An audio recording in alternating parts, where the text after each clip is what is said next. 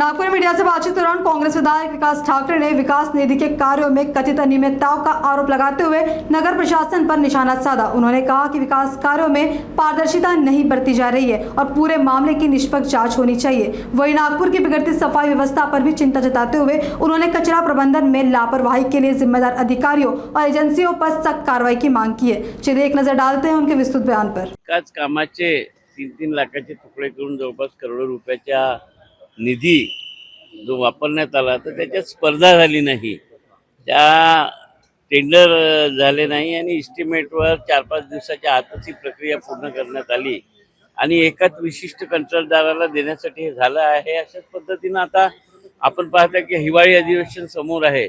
आपण हिवाळी अधिवेशनाच्या निमित्तानं दरवर्षी रवी भवन नागभवन याच्यावर करोडो रुपयाचा खर्च करतो। हा खर्च वास्तविकता करायला पाहिजे का आणि पहिल्या वर्षी केलेला खर्च हा दुसऱ्या वर्षी कसा होतो, म्हणजे फर्निचर किंवा काहीही कामासाठी खर्च होत असेल तर मला वाटते याच्यात अनेक अनियमितता आहे आणि ते मी मंत्री बांधकाम विभागाचे यांच्या निदर्शनास आणून दिला आहे। पुराव्यासहित लेखी पत्र सुद्धा त्यांना दिलेलं आहे आणि याची चौकशी करून कारवाई करण्याची मागणी मी सार्वजनिक बांधकाम मंत्र्यांना केलेली आहे। कोण सहभागी आहे असं वाटतंय?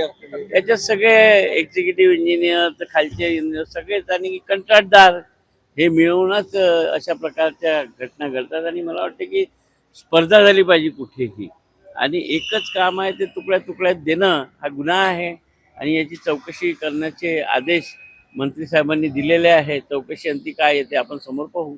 कुठेतरी काल कचऱ्याचा विषय असो किंवा रस्त्याचे विषय असो मोठ्या प्रमाणात गाजलेले आहे, मोठ्या प्रमाणात भ्रष्टाचार तुम्ही दोन्ही कंपन्यांवर आक्षेप घेतले। आज नागपूर शहरातील परिस्थिती आपण पाहाल की या दोन्ही कंपन्या कचरा संकलनाचं काम करतात, परंतु शहरातल्या जागोजागी जाऊन पाहाल तर आपण उभं राहू शकत नाही, इतके कचऱ्याचे ढिगारे आहेत आणि खुद्द मनपाचे आयुक्त आजकाल वस्त्या वस्त्यांमध्ये चालले आहे आणि त्यांच्यासुद्धा हे निदर्शनास आले आहे। जनतेला तुम्ही टॅक्स घेता तेव्हा आणि कचरा कंपन्यांना महानगरपालिका पैसा देते तर त्यांच्याकडून काम करून घ्यायला पाहिजे। जे अधिकारी याच्यात कुचराई करत असेल, या कंपन्यांशी मिळून साठगाठ करत असेल आणि त्यांचा फायदा करत असेल अशा अधिकाऱ्यांवर कारवाई व्हायला पाहिजे, या कंपन्या बडतर्फ व्हायला पाहिजे, नवीन एजन्सी यायला पाहिजे जेणेकरून नागपूर आपण पहा 7व्या क्रमांकावर होतं देशात स्वच्छतेत, आज 27व्या क्रमांकावर गेलेला आहे। मला वाटते नागपूरची परिस्थिती सुधारली पाहिजे कारण की पावसाळ्याचे दिवस आहे, कचऱ्यामुळे रोगराई वाढते आणि लोकांचं स्वास्थ्य खराब होते, यावर लक्ष देणं गरजेचं आहे म्हणून हा मी मुद्दा उपस्थित केला। कुठेतरी दिल्लीत भाऊ अनेक याच्यावर गुन्हे दाखल झालेले आहे, ते विद्यार्थ्यांवर गुन्हे दाखल झालेले आहेत, त्यामध्ये काही आरोपींचाही समावेश होता, मात्र मागणी होता की गुन्हे मागे घ्यावे।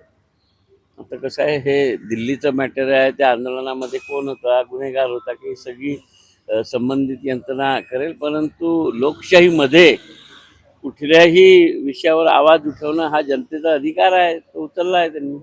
मोठ्या प्रमाणात खड्डे पडलेले आहे शहरातही आहे। मला वाटतं एकंदरीत हे खड्डे वगैरे हे सगळं प्रशासनाचं काम आहे, प्रशासनाने याच्यावर लक्ष द्यायला पाहिजे हेच माझं म्हणणं।